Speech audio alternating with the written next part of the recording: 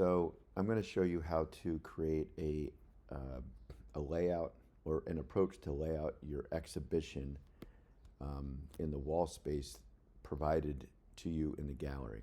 So I'm using Photoshop here, and in Photoshop I made a gallery wall, as you see, this big white space that I can kind of move images around, just kind of like think about layout, organization, and all that stuff. These images are to size of the gallery wall, and I'll show you how to do all that. This gallery wall is 100 inches by 114.5 inches. Most of you will have about 100 inches of space, but everything will be slightly different. So the first thing you want to do is, excuse me, go to File, New, and in here you can see that I have 100 inches width, 114 inches height, and then also over here I have a 72 inches resolution. I recommend everybody go with 72 inches resolution. You're not printing this out. This is just for a layout, and if you have a photo that is 300 dpi, you can always lower the resolution and it will give you more inches to work with, so you can scale it to size. I'll explain that later. And after you put in the information, just these three things, then you just hit create, and then it creates you this wall space. Okay, once you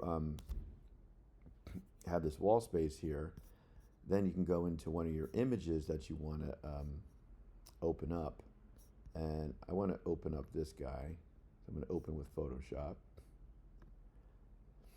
and I'm going to scale this image, image size. I'm going to scale it down to the scale that I want. I have to know the size of the image, so you want to measure your painting or your whatever you're drawing, whatever you're going to put in prior to, so you can put the correct size of it in here. So the first thing I'm going to do is I'm going to click, or before I do that, I'm going to go down here where it says resample. I'm going to uncheck that. I'm going to go here and I'm going to put in 72. If you notice, these numbers increase. Then I'm going to go click resample again, because now it's set at 72, because that 72 resolution is the lower resolution, so the inches increase.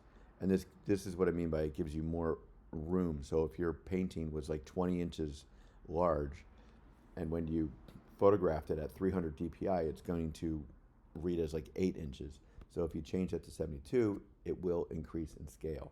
But you make sure you click the resample, otherwise it adjusts everything and skews it, and it doesn't keep the proportions the same. Okay, so I believe this image is 7.5 by 10 inches, but I'm gonna say it's 15 by 20. I'm gonna say it's 20 width. See, this goes to 14.5. That's close enough to 15. So I just adjusted the 20 inches. And because when you photograph something, you crop it, it's not going to be perfect 20 to 15. So I just kind of like, it's close to enough at this point. But if you did want to adjust that, you would have to click the resample. Darn it. I have to do this all over again. 20. Oh, you would just have to hit OK, and then you could adjust it to 15. But I'm just going to hit OK right now. So that makes this to size. So what I'm going to do is I'm going to go over to Window, Arrange, and I'm going to put everything tile all vertically. And I'm just going to X.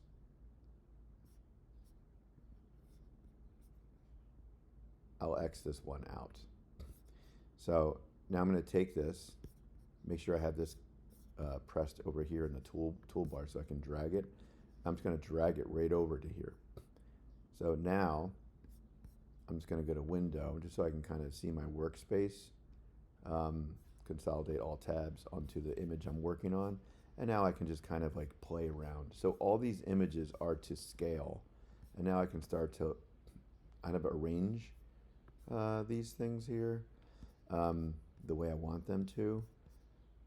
So let's get another image in here. Downloads. This is all former student work. Oops. Students working. Okay, let's get something that's colorful in here. So I'm just going to open this up, just kind of go through the whole thing again. Adobe Photoshop, bam. So it just opens up to this one image. I'm going to go to image size. I see it's at 72 dpi already.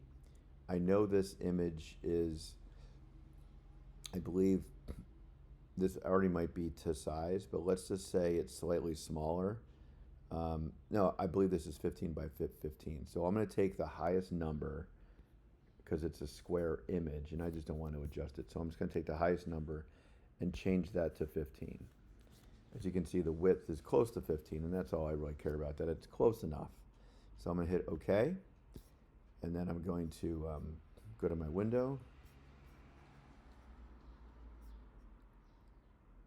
Oh, let's go to 2 up vertically. I'm just going to X this one out. Darn it, I'm going to do this again. Let's go to, I'll just put them all vertically. And then I can take this guy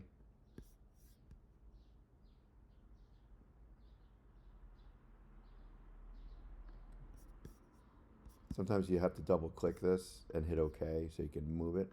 So I can take this guy and drag it over to here. Now I can just consolidate all tabs or X those 2 out, consolidate all tabs into one.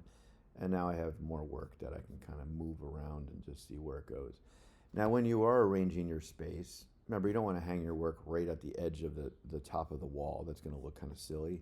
So you do want maybe a starting point. I would say at least a foot down should be the highest from the ceiling, if not a little bit lower. And you don't want to hang your work all the way down here at the bottom either. So I probably put a lot of your work somewhere in the middle here. Now you can hang your work all the way to the edge because there's going to be a dividing space between you and the person next to you on the wall. So that's fine. Just don't hang your work all the way to the top and all the way to the bottom because that's not going to look good. So design your layout. You can slide and move things around. You can take a screenshot of this just to kind of say, ooh, I kind of like that. So, I wouldn't prefer this, but just take a screenshot. If you have a Mac, it's Command-Shift-4, and then you can just take a screenshot and save it. That way you can have something to look at and say, oh, I remember that. Yeah, I like this one. You can title it, Plan A or Plan B or whatever. You can save as, whatever you want to do, but I would just keep this a working document and just use screenshots or save as a JPEG just to kind of so you can see different variations of it. And I believe that's it. If you have any questions, reach out and send me an email.